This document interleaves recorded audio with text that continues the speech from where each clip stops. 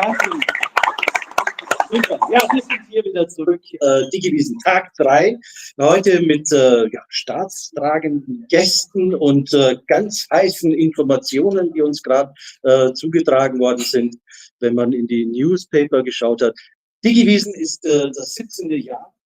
Wir machen unsere Panel-Diskussionen immer hier natürlich und dann gibt es auch gescheite Mittagswiesen für die, die nicht dabei sein können. Wir schicken euch das richtige Foto dann im Nachgang auch nochmal zu. Heute haben wir ein spannendes Thema Europa. Die Welt ist ja gerade zu Gast bei uns und dann wollen wir mal schauen, wie wir mit den Menschen, die wir hier so kennenlernen, auch gut und recht zusammenkommen und zusammenarbeiten können. Dazu haben wir einen spannenden Gästeschar eingeladen. Und ich fange mal ganz außen an. Bernhard Huter, ENC, Home of Data. Du betreibst ein Rechenzentrum, aber auch den Internetaustauschpunkt in München. Für mich der Internetaustauschpunkt. Ich darf sagen, wie ich es will. Du darfst bescheiden sein. Nein, und auch wichtig, also hier treffen sich die Daten sozusagen von der ganzen Welt und werden wieder verteilt. Also ein wichtiges Drehkreuz sozusagen. Auf der nächsten Seite sozusagen Ingobert Veit von Huawei. Braucht man, glaube ich, nicht allzu viel darüber sagen. Die Huawei bietet uns die Drehkreuze sozusagen an, gerade auch viel geregelt und dementsprechend auch einen guten Stand hier. Absolut, seit 20 Jahren in Deutschland und mit sehr viel guter Wert. Hervorragend. Und dann natürlich unseren Ehrengast, Erik Beiswenger, Staatsminister für Europa und Internationales. Sehr schön, dass du da bist und danke, dass du dir auch die Zeit nimmst. Ich kenne eure Terminkalender. Jetzt haben wir ja schon ganz kurz vorgefühlt und gerade die News eben gesehen. Was sagst du denn zu der neuesten Schlagzeile mit den Grünen in Berlin? Wir sprechen hier zwar aus Bayern, aber Bayern führt hier über. Lieber Reinhard, zunächst möchte ich mich ganz herzlich für die Einladung bedanken, auch die besten Grüße von unserem Ministerpräsident ausrichten. Ich glaube, das Format heute hier ist auch wieder ein ideales zum Vernetzen und spiegelt sehr gut wider, was auf der Wiesn ist. Das ist nicht nur Gemütlichkeit, sondern auch Vernetzung 1A und der beste Meeting Point überhaupt für Business Talks. Und zu den aktuellen News, dass die Grünen wohl in der größten Krise ihrer Geschichte sind. Es gibt jetzt Dinge heute, die mich mehr belastet haben, muss ich ganz ehrlich sagen. Ich glaube, es war absehbar. Es war absehbar einfach, weil diese ideologische, technologieferne, industriefeindliche Politik, die sie die ganze Zeit schon gemacht haben, führt natürlich in eine Sackgasse und die Quittung haben sie bei den letzten Wahlen auch bekommen, eindeutig. Sie sind einfach abgewählt worden, deshalb halte ich den Schritt dafür konsequent. Absolut, gebe ich dir recht. Und schauen wir mal, wie es sich weiterentwickelt. Wir brauchen natürlich irgendwie den gesamten Bogen. Wir brauchen alle, um Wirtschaft zu betreiben. Wir brauchen auch alle, um unsere Gesellschaft zu betreiben. Dementsprechend holen wir sie alle jetzt ab. Und schadet ja nichts, wenn sie ein bisschen mehr wieder in Richtung, darf ich das sagen, schwarz wählen. Das wäre jetzt meine Aussage, aber wir haben ja da drüben auch noch, glaube ich, andere Dimensionen und Farben vertreten, also dementsprechend alles gut. Wir wollen auch nicht zu politisch heute werden. Das ist eine spannende Information, die müssen wir natürlich auch mal ein bisschen andiskutieren. Habt ihr das auch schon mitbekommen oder es ist ja wirklich hochaktuell? Also beim Herfahren, ja, im Auto habe ich es noch mitbekommen, war auch ein bisschen überrascht. Also ehrlich gesagt, jetzt ist, und da muss man die Grünen jetzt als Sekunde halten. Sie handeln darauf, sie erkennen etwas, was falsch gelaufen ist. Und da bin ich bei dir.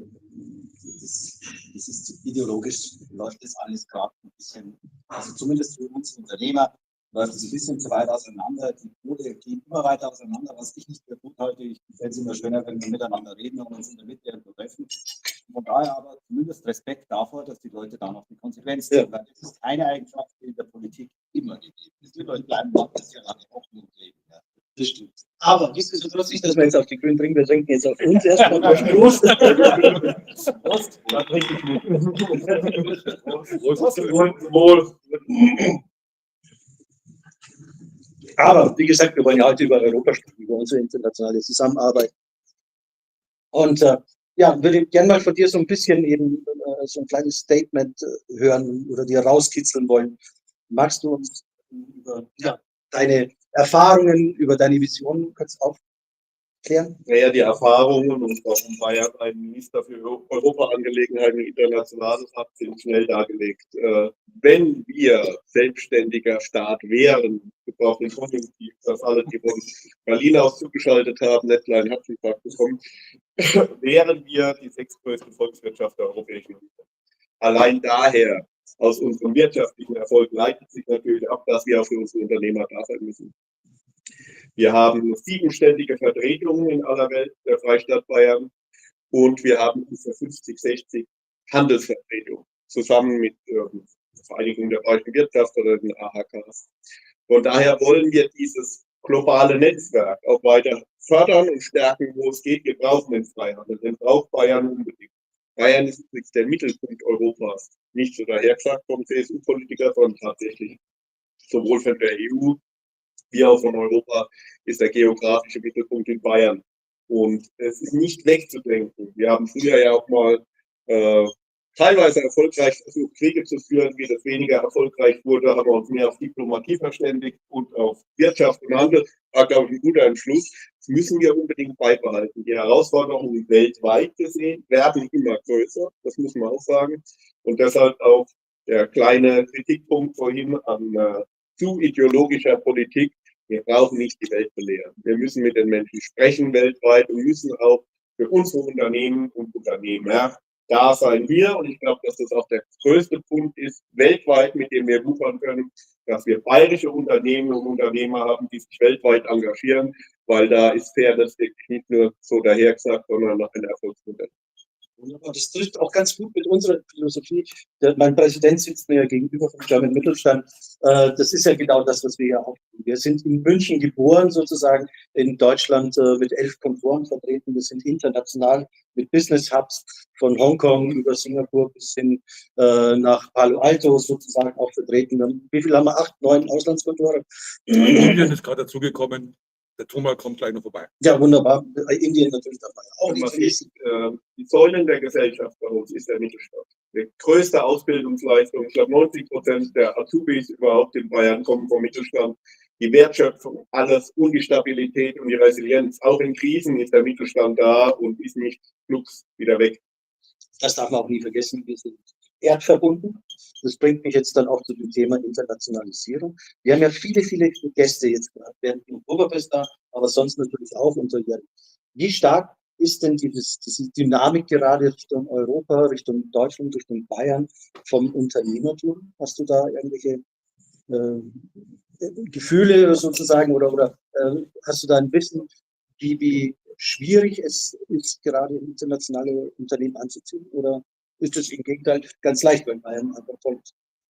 Der Gegenteil ist der Fall mit dem Inflation Reduction Act, müssen wir ja auch ehrlicherweise zugeben, ist nicht unbedingt der freundlichste Akt, den die USA uns gegenüber auflegt, zieht natürlich die USA auch Unternehmen ab zu sich. Dem müssen wir begegnen. Da brauchen wir eigene Offensive, denn ich sage es ganz ehrlich, wir haben es auch mit 1,5 Milliarden Chinesen zu tun, die nicht immer sind wie wir, aber viel, viel fleißiger. Wenn ich da mit Mitarbeitern vom Generalkonsulat rede, die sagen mir, wenn ich meine Leute mit einer 30-Stunden-Woche anfange, fragen die, was er ab Dienstagabends machen soll.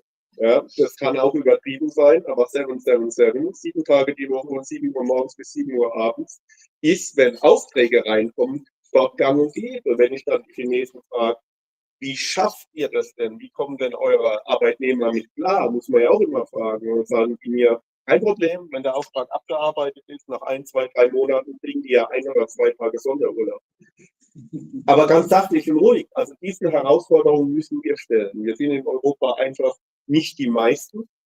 Und wir sind auch nicht mehr der unbedingte, selbstverständliche Nabel der Welt. Das heißt, wir müssen den internationalen Herausforderungen wirklich begegnen. Wir haben als eine Antwort diese Unternehmertum gegründet, das heißt an der Technischen Universität München, ein Start-up-Zentrum und haben es auch geschafft, dass Bayern 2023 von ungefähr 20% der Startups, also von allen Bundesländern, die meisten Startups aus Bayern ins Leben gerufen hat. Jetzt ist aber nicht nur in meinem Interesse, möglichst viele Startups zu haben, wegen der Innovation, sondern ich hätte natürlich auch gern die wirtschaftliche Verwendung dieser Startups bei uns. Da müssen wir auch darauf achten, dass die da nicht von britischen, von amerikanischen, von chinesischen Firmen oder von südkoreanischen aufgekauft werden, sondern dass wir die Wertschöpfungskette auch hier implementieren. Und da stehen wir natürlich ständig vor großen Herausforderungen und mir ganz wichtig, weil du vorhin gesagt hast, wir müssen ja allen gerecht werden. Auch wir sind für Dekarbonisierung. Völlig klar, wir stellen uns dazu.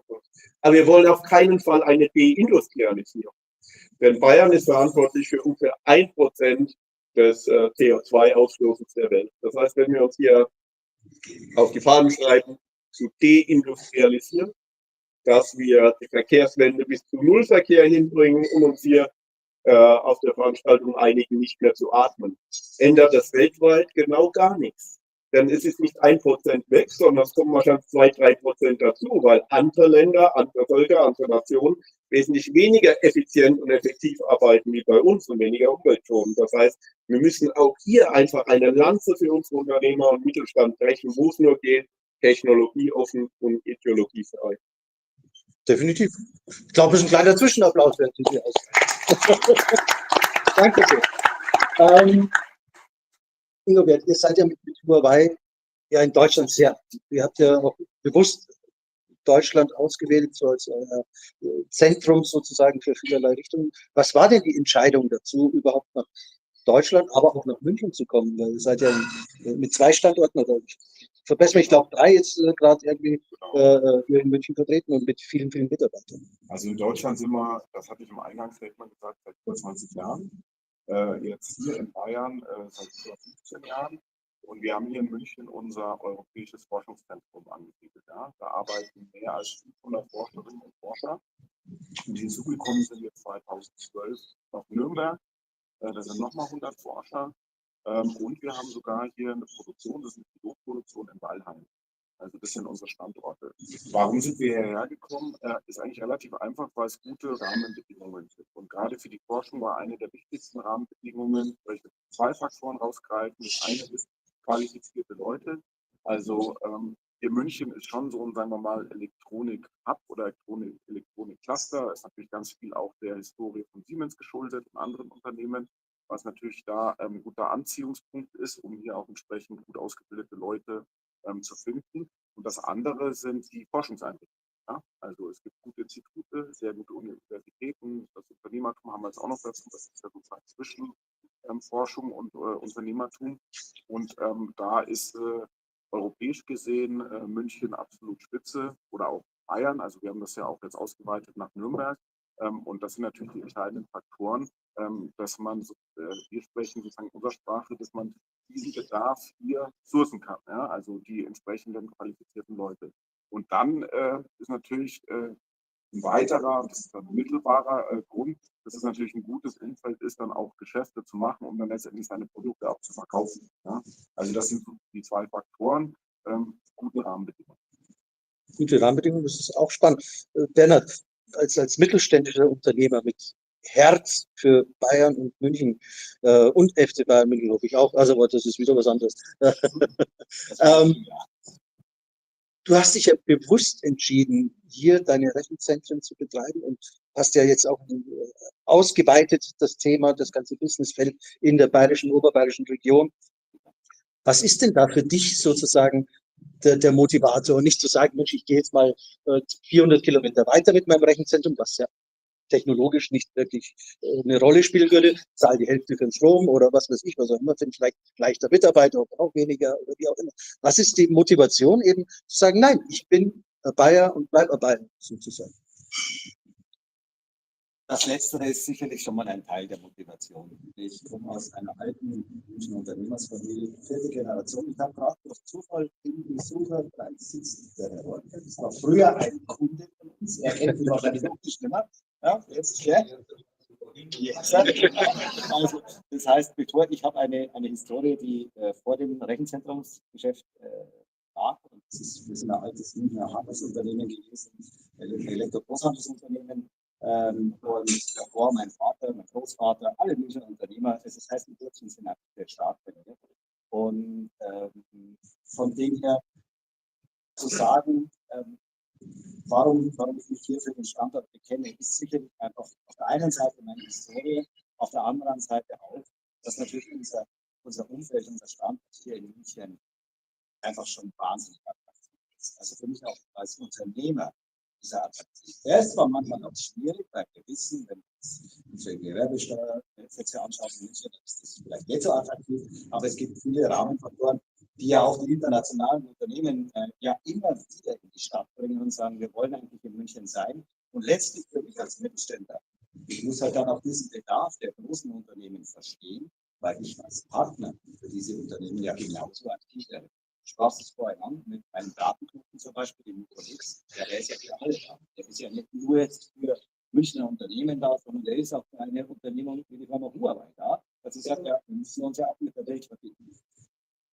Ja, und das mit der Welt verbinden, also genau dieser Ansatz, Erik, vielleicht nochmal an dich gerichtet, wenn du diese zwei Parallelen hörst, sozusagen, einmal Konzern, einmal Mittelstand, ist doch eine schöne Motivation, sozusagen auch für euch in der Regierung, in die Richtung noch stärker und Forscher voranzuschreiten, Ja, Unternehmen hier zu finden und vielleicht auch ein bisschen mehr Schützenhilfe zu geben, auch den Unternehmen, die in München bleiben. Wir kämpfen die ganze Zeit auch mit unserer lieben Ampelregierung, aber es ist immer schwierig, wenn eine Ampel in allen Farben gleichzeitig leuchtet, gibt es halt Unfälle, dass einfach Bürokratie und Abgaben runtergehen, auch Energiepreise, denn in Sachen Steuer, Politik muss immer Rahmenbedingungen setzen. Und wir brauchen halt auch einen wettbewerbsfähigen Gewerbesteuersatz als Beispiel. München hat aber noch andere und Bayern generell andere Vorzüge. Das ist Sicherheit. Das begegnet mir immer wieder, wenn ich ausländische Gäste hier habe und Ministerium, die dann sagen, abends um 8:30 sind wir mit dem Gespräch fertig und dann sagen die, wo können wir denn hingehen essen? Und sag ich, ja, was wollt ihr denn? Bayerisch, Italienisch, was auch immer. Und dann sagen die, nee. In welchem Stadtteil können wir denn gehen, in welche Straße, wo es sicher ist, weil die haben kaum Sicherheitsleute dabei. Das ist ja jetzt überall sicher. Echt? Und wenn man dann durch München nachts läuft und wird halt nicht überfallen, scheint es doch weltweit nicht selbstverständlich zu sein. Also auch damit, mit dem Fund kann man wuchern.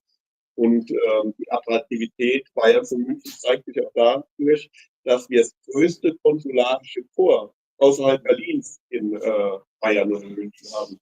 Das heißt, es gibt nirgendwo anders mehr Generalkonsuln und Konsuln als hier. Auf das sind wir besonders stolz. Übrigens über 40 berufskonsularische Vertretungen, Generalkonsuln und so weiter.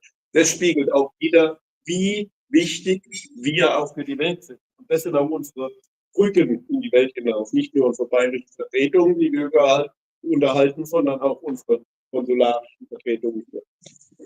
Super Übergang, fast das etwas abgesprochen, aber nicht. Das geht ja auch in das Thema, wir wollen ja auch international werden. Also ein Thema, das mich auch umtreibt und ich auch oft in Vorträgen was erzähle, ist vom Hidden Champion zum Lighthouse Champion. Dass wir unseren Mittelstand begleiten müssen, auch in der Welt wieder attraktiver und bunter werden zu können. Es gibt die großen 4, sage ich mal, 5, die alle leuchten, die alle Mitarbeiter an Land ziehen, die alle Aufträge jeder kennt, also Apple, Microsoft und die Googles oder auch vielleicht die Huawei's dieser Welt, das wirst du dann gleich noch sagen, wie ihr das habt mit der Situation.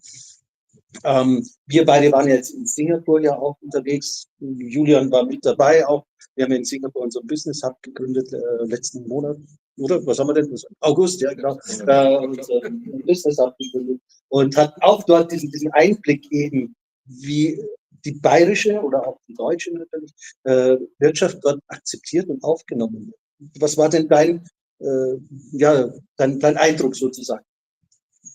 Ja, also schon, dass Singapur wie eine Art Kopfstation ist. Wahnsinnig viel Intelligenz, wahnsinnig viel Offenheit in dem kleinen Land, muss man ja sagen. Verschiedenste Kulturen, die vollkommen in Frieden miteinander leben. Was du vorher sagtest, man kann hier in München schön auf die Straße gehen.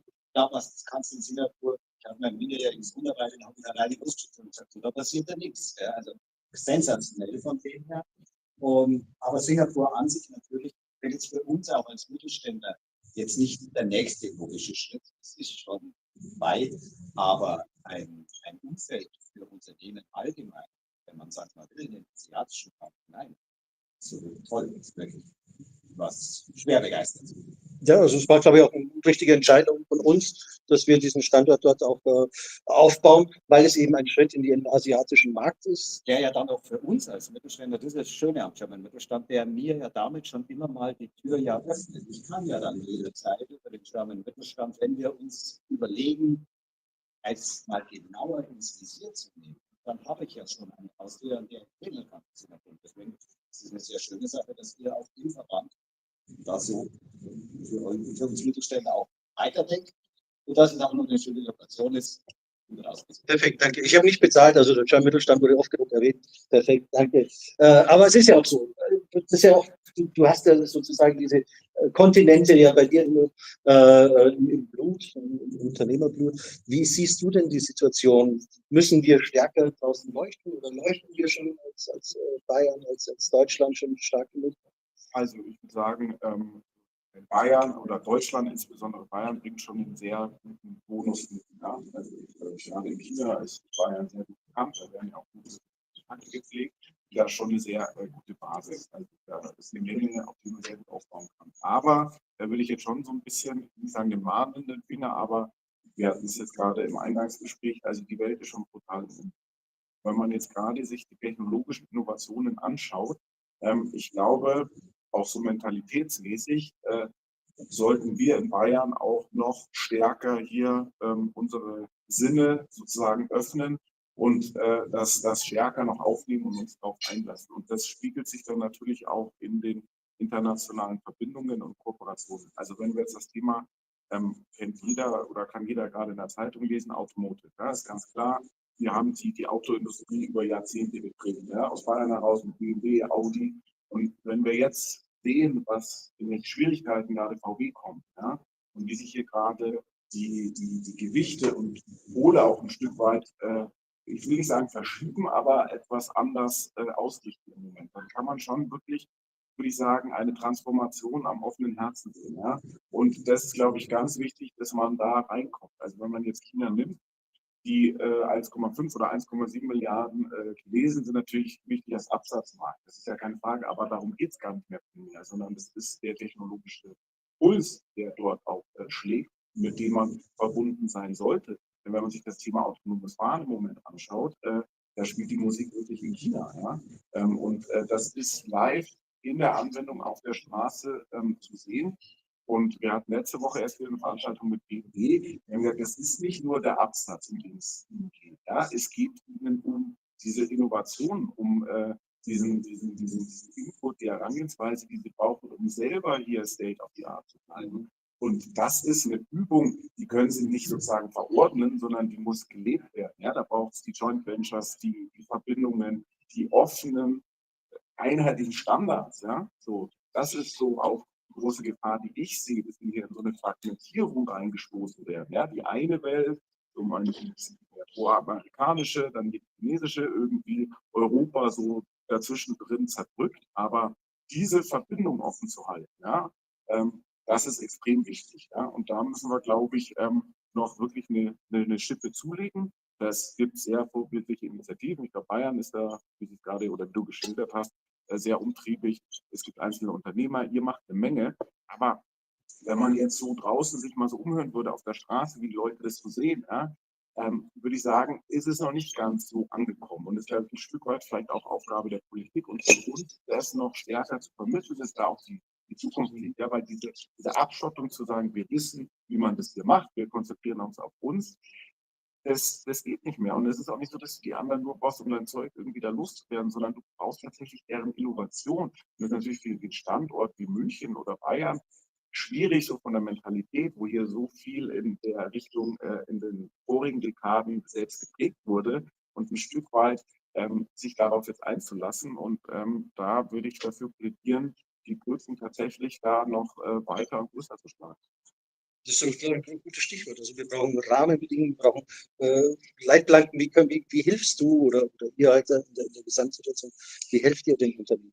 Wir haben beispielsweise in Bayern einzigartig in Deutschland eine Hightech-Agenda. 5,5 Milliarden auch für Forschung und Innovation. Ich glaube, das ist ganz wichtig, dass man die Wissenschaft nicht vergisst. Und du hast eben so beiläufig gesagt, auch die Zukunft findet zum Teil in China statt. Es ist nicht mehr nur ein Absatzmarkt. Das Aspen-Institut in den USA hat eine Forschung veröffentlicht über die 34 Zukunftswissenschaften. Von denen liegen die 7 stärksten Kräfte der Zukunftswissenschaften in den USA und 27 in China. Europa kommt nicht einmal vor. Nicht einmal. Übrigens 1914, am Vorabend des Ersten Weltkriegs, 80% bei Deutschland, 80% der Nobelpreise bei Deutschland. Also ich will nur sagen, wir spielen nicht die größte Rolle. Und wenn ich den Inflation Reduction Act vorhin erwähnt habe, ich kann ja keinem anderen Land und keinem Staat wie den USA vorwerfen, dass sie eine Strategie haben. Ich kann aber uns und der Europäischen Union und Deutschland vorwerfen, dass wir keine haben. Auch wir brauchen diese Strategie, wie wir weltweit vernetzt auftreten und dabei unsere Unternehmer immer natürlich auch fördern, weil wir die im Land erhalten wollen. Wenn ich Trump gestern Abend gehört habe in seiner Rede oder heute Nacht, klipp und klar gesagt, ich will, dass die deutschen Automobilindustrie, die deutschen Autofirmen zukünftig amerikanische werden. Zunächst mal vielen Dank, ist ja auch ein Kompliment, aber de facto, wenn ich mit BMW spreche, die sind ja schon in Spartanburg, ganz klar, die sind auch in China, die bereiten sich ja vor, auch die haben eine Strategie. Wenn ich nämlich weltweit wieder von Sanktionen bedroht werde, und das muss man ja sagen, Sanktionen bedrohen den Welthandel. Zölle und Sanktionen bedrohen den natürlich. Wenn ich aber überall aufgestellt bin, kann ich auch weiter produzieren und habe meinen Absatz. Und ich nehme natürlich auch die Innovationskraft aus verschiedenen Regionen. Sprich, wir sind zu klein, um irgendwie allein eine Macht zu sein. Damit meine ich Bayern, Deutschland und Europa. Wir brauchen die Welt und wir müssen diese vermittelnde Funktion natürlich haben, aber dabei auch die Strategie und die nötige Kraft für Innovation uns zu bekennen. Keine wirtschaftsfeindliche Politik zu machen. Das ist das Schlimmste überhaupt. Man braucht Offenheit, nicht nur zwischen den Menschen, sondern auch Technologieoffenheit. Das ist mir ganz sicher. Und wenn ich da noch eine Sache anknüpfen darf. Und natürlich dürfen wir auch nicht vergessen, hier zu Hause unsere Hausaufgaben zu machen oder gut aufgestellt zu sein. Also das ist zum einen, wie ich sage, Infrastruktur, ja, digital, klar, aber es geht ja auch weiter, Energie etc., ganze Transportwesen, das ist wirklich total wichtig. Ja. Und das zweite Bildung. Ja. Bildung. Und das ist schon, und das dritte, aber das ist eher eine Mentalität und das hast du jetzt skizziert aus den Erfahrungen in Gesprächen mit Konsulaten, wo halt, ich würde mal zusammenfangen, dieser Biss, ja, das ist natürlich auch schwierig, weil das sehe ich auch in jedem Tag, wenn ich hier mit meinen chinesischen Kolleginnen und Kollegen zusammenarbeite, der Biss ist einfach enorm. Ja. Das eine ist natürlich, du brauchst Kompetenz etc., aber es ist einfach wirklich der Biss und natürlich sind wir hier in Deutschland, das ist auch wirklich sehr gut, dass wir hier klaren Arbeitnehmerschutz haben etc. Und das kann man auch bewahren, aber da sind wir wieder bei der Mentalität, einfach sich nicht zufrieden zu geben, ja, einfach noch eine Schippe draufzusetzen und das halt nicht als selbstverständlich anzusehen, was man hat und das weiterbringen zu wollen, auch eine gewisse Vision zu haben.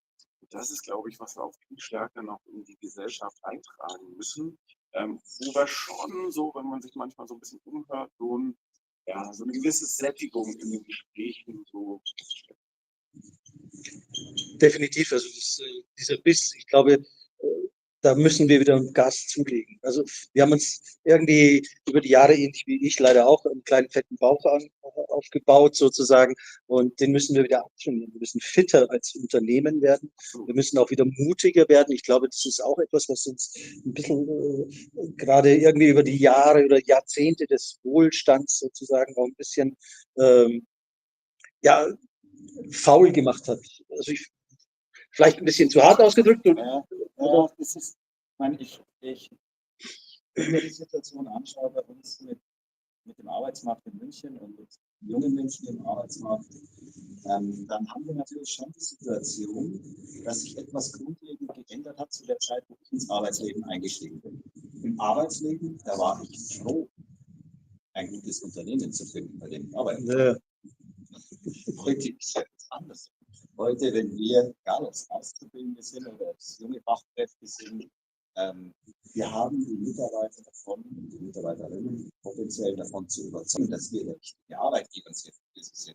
Das heißt, diesen Biss, den ihr beide einfordert, den hätten wir ja gerne als Arbeitgeber, dass die Mitarbeiter den Biss haben, dass du nicht als Unternehmer mit deinem engsten Kreis permanent nur vorne wegrennen musst und den Biss hast und vorlebst, sondern dass er auch mehr noch aus der Gesamtheit der Organisation auskommt. Aber es ist wirklich nicht so leicht, dass du in der heutigen Zeit, dass du diesen Biss in die nächste Generation noch als sinnstiftend einbringst. Die nächste Generation sagt, hey, Schaut euch das mal an. Der eine einen Herzinfarkt, der andere dies, ihr macht euch alle kaputt, so wie ihr arbeitet mit eurem Ist. Ja? Warum sollen wir es denn überhaupt tun? Das heißt, wir sind eine Gesellschaft, die natürlich ein bisschen Speck ansetzt. Der geht sehr gut. Gott sei Dank geht es gut. Ja. Ich möchte jetzt nicht unbedingt mit anderen Ländern tauschen, in gar keinen Fall. Ich bin sehr froh um diese Ausgewogenheit, die wir trotzdem in der Gesellschaft haben. Auch wenn wir gerade, wir haben es im Stadttext kurz thematisiert, ein bisschen politische Verwerfungen in den neuen Bundesländern gerade spüren, die fallen uns alle nicht. Aber es ist auch Ausdruck unseres offenen Landes, dass ich nicht geben kann. Ja, das ist ja auch okay. Ja. Aber wie gesagt, auf die nächste Generation und auf unsere jungen Leute, die diesen Wissen natürlich auch mit haben sollen, um uns im internationalen Wettbewerb auch konkurrenzfähig zu halten. Als Arbeitgeber ist es nicht wahnsinnig leicht, das zu tun, ne? Weil es auch zum Teil schon von zu Hause aus nicht mehr so in die nächste Generation vorgelegt wird. Das wird nicht mehr ganz so. Von daher, ich habe jetzt auch keine Antwort auf diese Frage. Logisch, ich dachte, das wäre die 1 Million. Mir würde nur eine Ergänzung einfallen. Ich würde das tatsächlich auch ein bisschen noch breiter sehen. Also klar, das eine ist in der Arbeitnehmerschaft, ja, aber auch als Gesellschaft. Dass die Gesellschaft wirklich will, dass sie Innovationen will, dass sie aufsaugen will, dass sie eigentlich im schnellsten Zug der Welt sitzen will oder wenn man jetzt den ganzen Energieumbau haben kann, da ist ja durchaus, würde ich auch sagen, bei den Menschen ein gewisser Momentum, ja, dass man diese neuen Energien, dass man das wirklich annehmen will, dass man da vielleicht auch Dinge macht, ja, die man im ersten Moment vielleicht nicht machen würde, ja, sondern und das eine bedingt ja auch dann das andere, ja, wenn sozusagen der Bürger, der Konsument auch mehr Biss hat, ja, dann überträgt sich das ja automatisch auch auf den Unternehmer, der diesen Bedarf dann sozusagen hier abdecken muss. Ja? Und da würde ich nicht nur die Grenze bei den Unternehmern ziehen, sondern wirklich bei uns in der Gesellschaft. Ja? Das ist eben, dass man nicht in so Mentalitäten kommt, okay, im Endeffekt ist der Fixpunkt nur die Rente, ja, und dann ist alles gut, sondern es ist halt ein bisschen breiter. Aber es ist doch ein schönes Beispiel, auch jetzt mit dem Thema, den schnellsten Zug haben zu wollen. Hatten wir ja immer wieder. Wir versuchen, meine Brille jetzt gerade, wenn wir Neuerungen einführen als Unternehmer oder immer erstmal zu schauen, warum denn geht das nicht oder warum klappt das nicht. Ich sehe das auch in der Politik so, insgesamt gesehen, dass wir immer erstmal schauen, nein, das geht so nicht, sondern statt zu sagen, wir greifen mal mutig durch und gehen an, da fehlt es auch, glaube ich, einen mutigen Mann oder Frau, der vorne steht und auch mal Courage hat. Also im Bund fehlt er uns, sagen wir es mal so. Wie siehst du das? Ja, es ist ganz klar, wie du sagst, ist natürlich ein gesellschaftliches Thema auch.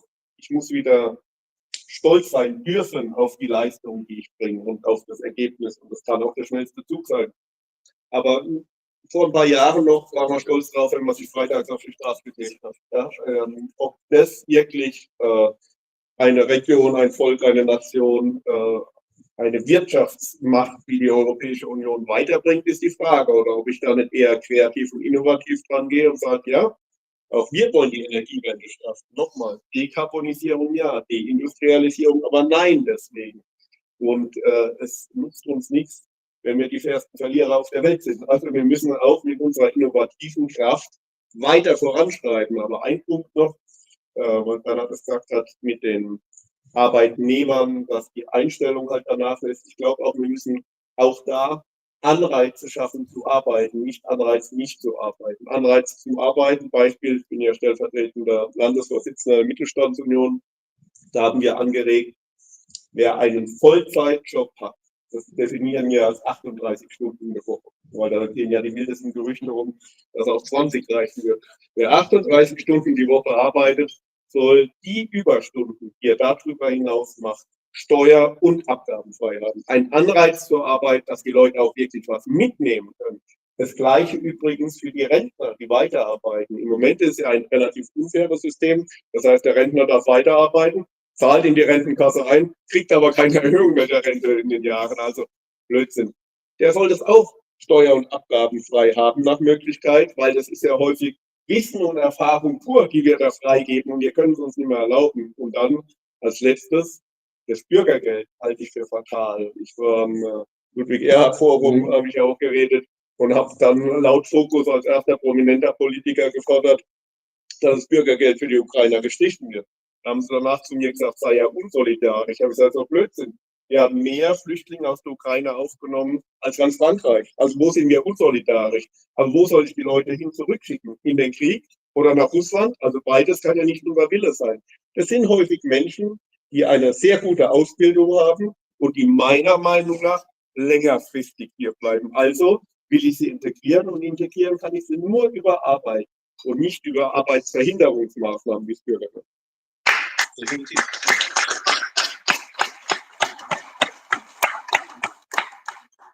Absolut. Danke für den Applaus sozusagen, aber nicht für mich, sondern für dich. Bringt uns aber jetzt aufgrund der Zeit auch ein bisschen zu unserem letzten Themenblock. Wir waren ja erst die Welt zu uns zu Gast, wir in der Welt zu Gast, aber wir alle sind ja Gast auf dieser Welt und das Thema ist ja Nachhaltigkeit. Bernhard, du hast ja mit der Response eine Non-Profit-Organisation ja auch nochmal auf die Beine gestellt. Ingobert, ihr seid extrem aktiv auch in dem Umfeld. Erik, was ist denn deine Vision, dein Bild sozusagen auf Bayern, aber auch auf Deutschland, wie wir diese Dekarbonisierung aber im Einklang schaffen können? Also zunächst mal innovativ sein, innovationsoffen, technologiefreundlich sein. Ich glaube, dass ein Zuwenden zur Technologie uns viel weiterbringt wie ein Abwenden. Also neulich hat unser Bundeswirtschaftsminister Pressekonferenz wohl gehalten. Ich habe gehört, er hätte gesagt, ja, wie toll das ist, dass Deutschland CO2-Ausstoß reduziert hat. Auf die Frage eines Journalisten dann, ja, aber kann es nicht mit zusammenhängen, dass der Industrieausstoß auch gesunken ist, hat er gesagt, nach kurzem Überlegen, ja, ist doch gut so. Und das wollen wir auf keinen Fall.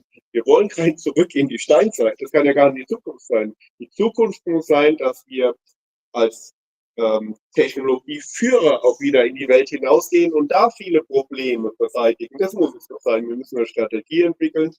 Und nochmal, das geht auch nur in einer vernetzten Welt, weil wir haben ja schon gehört, Innovation sitzt häufig nicht mehr nur bei uns, sondern vielleicht im asiatischen Raum und in der USA. Also müssen wir uns auch hier vernetzen auf der einen Seite. Und deshalb bin ich auch ganz klar überzeugt, ich will ein De-Risking, weil wir haben es auch über den Ukraine-Krieg gesehen, was Abhängigkeiten mit uns machen können. Aber ich will auf keinen Fall ein Decoupling, weil ich sehe, wir haben viel über China gesprochen, sehr wohl den Zusammenhang. China ist unser wichtigster Partner, nämlich unser wichtigster Wirtschaftspartner. Das ist nicht wegzudenken. Gleichzeitig sind sie natürlich Wettbewerber in Sachen Innovation, auch klar. Und sie sind natürlich Punkt 3 systemischer Rivale, auch klar. Aber das nutzt uns ja kein Decoupling irgendwas, sondern wird uns auch wieder in den Abgrund stürzen, in den wirtschaftlichen. Aber ein De-Risking, sehr wohl, dass wir uns breit aufstellen und mit der Welthandel treiben, wie wir es auch schon immer gemacht haben. Ja, definitiv. Ingobert, Nachhaltigkeit, das Thema schlechthin. Wie wichtig ist das auch für euch als Konzern? Naja, extrem wichtig. Also es war schon immer wichtig, weil einer der Hauptgründe, warum viele Kunden in verschiedenen Segmenten auf uns setzen, ist, weil wir mit Abstand die nachhaltigste Technologie haben im Sinne von Energieeffizienz. Ja? Also unsere Basisstationen verbrauchen deutlich weniger Strom als die der Wettbewerber. Und da gibt es noch viele andere Teile, weil natürlich das am Ende Kostenfaktoren sind. Also das ist jetzt die Wirtschaft gar nicht so neu. Ja? Deswegen sind wir selber immer sehr ambitioniert, den CO2-Ausstoß oder die Energieeffizienz, andersrum formuliert, unserer Produkte deutlich zu erhöhen. Ja? Und da haben wir eine umfassende Strategie, die sich über unser gesamtes Produktportfolio hier erstreckt. Also letztendlich auch wir haben auch Teile, Rechenzentren, Switches etc. Geht es einfach um höhere Performance und gleichzeitig weniger Energieverbrauch. Und das ist mal das eine. Und dadurch versuchen wir natürlich, unsere Kunden dann in die Lage zu versetzen, nachhaltiger hier agieren zu können. Ja. Das Zweite ist, und da würde ich schon einen großen Hebel sehen, da sind wir wieder bei den Infrastrukturen, dass natürlich eine ganze Menge durch Digitalisierung nachhaltiger gemacht werden kann. Schon klar, Rechenzentren haben wir auch hier Diskussionen oder die Infrastruktur selber verbraucht. Natürlich auch CO2, das ist keine Frage. Ja. Das muss man berücksichtigen und das kann man auch verbessern. Aber sozusagen den Hebel, den man durch digitale Innovationen da ansetzen kann, der ist schon enorm. Ja, und da ist man sich eigentlich auch recht einig, dass es da ein großes Potenzial gibt. Ja, und das kann man über alle möglichen Anwendungsfelder, also wenn man jetzt mal sowas nimmt wie Bayern, ja, nach wie vor auch sehr wichtig Landwirtschaft, ja, dass im Endeffekt, je besser die digitale Infrastruktur ist, desto mehr können sie so Precision Farming machen, also zum Beispiel. Ja, das heißt, dass sie einfach die Mittel oder die Ressourcen, die zur Verfügung stehen, viel gezielter, planbarer einsetzen. Ja. Und das geht aber auch nur, wenn sie dann sozusagen ein gutes Netz haben mit einer entsprechenden Sensorik. Das ist jetzt nur ein kleines Beispiel, das kann man über ganz viele Bereiche fortschreiben. Also in anderen Worten, wirklich eine umfassende Investition in digitale Infrastruktur zahlt dann auch auf dieses Ziel ein. Nur man kann da nicht so kleckern. Ja? Man muss da wirklich trotzdem, dass man da so einen Hebeleffekt hat. Ja? Und das ist eigentlich unser Anliegen für unser Ziel. Lennart, da muss ich dich doch gleich ins Boot holen als Energieverbraucher schlechthin, Rechenzentrumsbetreiber. Du betreibst aber eins, das muss man auch mal sagen, eines der nachhaltigsten Rechenzentren, zumindest in Bayern, sage ich jetzt einmal. Und wie stark sind denn deine Bestrebungen als Unternehmer natürlich da? Ja, also es ist genau, das ist ein ganz gutes Beispiel, was du gerade dachtest. Zu sagen, ja, man kann natürlich irgendwo auch Dinge spezifisch das Licht werfen. Man kann sagen, Rechenzentren brauchen viel Strom, viel Energie. Ja, das ist vollkommen richtig, die brauchen es. Ob die Anwendungen in Rechenzentren alle sinnvoll sind oder nicht, das ist wieder eine andere Frage. Aber Rechenzentren die brauchen viel Energie. Bloß, wenn wir die Zahlen des Bitcoin, wenn wir den Glauben schenken wollen, dann ist es aber so, dass wenn diese Zusammenführungen von Rechenzentren nicht geschehen würden, sondern jedes Unternehmen noch die IT für sich selber betreiben würde, dann hätte man eine Energieeffizienz, die ungefähr um die Hälfte nur bei der wäre, die wir zwischenzeitlich hier in Deutschland erreicht haben. Und da können wir in Deutschland auch stolz sein. Der Rechenzentrumsmarkt an sich ist bei uns in Deutschland hocheffizient aufgestellt, weil die Energie wahnsinnig teuer ist. Manchmal sind hohe Kosten auch Treiber von Innovation. Das ist so. Aber von dem her haben wir hier sicherlich schon die Situation. Ja, wir werden in der Presse, werden Rechenzentren oft kritisch gesehen, weil der Stromverbrauch eines Rechenzentrums Campus wie bei uns, der ist so groß wie bei einer Kleinstadt. Und klar, es ist eine Schlagzeile wert, logisch. Aber wenn wir dann wissen, und klar, ist das Schöne, wo wir als Unternehmer erhalten. Wenn wir diese Energie so zusammen konzentrieren auf einen Verbrauchsmittel, dann entscheide ich nämlich auch, welche Energie konzentriert verwendet wird. Und das ist das, was du zu Recht sagtest. Das sind wir als Unternehmen, das sehe ich auch als Teil meiner unternehmerischen Verantwortung, dass wir sagen, okay, wir haben unser Unternehmen so aufgestellt, dass wir uns heute klimaneutral zertifizieren und nennen dürfen. Das heißt, wir verwenden halt nur regenerative Energie aus die der TÜV dann auch prüft. Das muss auch alles immer schon stichfest sein, weil Etikettenschwindel an den Stellen, wenn dir einmal jemand das nachweist, dann hast du verloren, dann ist die Glaubwürdigkeit weg. Und ich glaube, das ist ja das, was wir im Mittelstand schon auch erhalten wollen. Wir haben auf der einen Seite sehen wir unsere Verantwortung gegenüber unseren Mitarbeitern, unseren Kunden, aber auch unserer Umwelt. Und auf der anderen Seite wollen wir natürlich aber auch, dass das glaubhaft bleibt, weil gerade für Themen der Nachhaltigkeit es wartet nur jeder drauf, dass er sich irgendwo etwas nachweisen kann, dass es nicht ganz zu 100% stimmt. Ich habe die Erfahrung, du sprachst die Response an, wir haben in dem EMC, diesem Rechenzentrumsgebiet, haben wir auch noch eine Nachhaltigkeitsorganisation. Und da ist es, wir werden permanent, kriegst du eigentlich, wie soll ich sagen, leichte Anfeindungen, dass man sich für das Thema einsetzt und es wird permanent irgendwo gebohrt, ob man nicht etwas findet, was vielleicht ganz rechtschaffen ist. Schade eigentlich, aber ist Auch mit Blick auf die Zeit. Dein Statement noch ganz kurz zum Unternehmertum und Energie. Also Energie ist ja ein spannendes Thema. Wir haben gerade gehört, manchmal sind Energiepreise auch die Treiber, aber ich würde trotzdem plädieren, dass wir da mal ein bisschen wieder in die andere Richtung gehen. Also das glaube ich auch. Nachhaltigkeit definiert sich ja in 3 Faktoren. Ökologie, soziale Gerechtigkeit, Fairness und auch Wirtschaft. Und die Wirtschaft, glaube ich, in den letzten Jahren etwas hinten runtergefallen. Und ich glaube deshalb, und das ist mein Bekenntnis zum Mittelstand der Wirtschaft und zu Europa, wir brauchen nach Jahren des Green Deal, jetzt Jahre des Economic Deal, wo wir eine Strategie ausarbeiten, wie Europa auch zukünftig nachhaltig in allen 3 Punkten vorangehen kann. Ein schöner Schlusssatz, hätte ich jetzt gesagt. Ich bedanke mich ganz herzlich bei euch, Bernhard, Ingo, Und natürlich bei dir, lieber Erik, dass du dir die Zeit genommen hast. Ich weiß, dein nächster Termin pusht schon wieder weiter. Aber vielen, vielen Dank. Auch an euch. Dankeschön. War eine schöne Prost.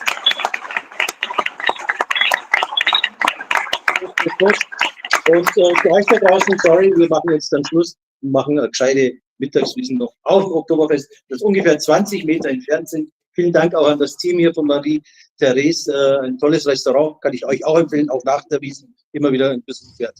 Servus, ciao, baba. Wiedersehen. Ciao.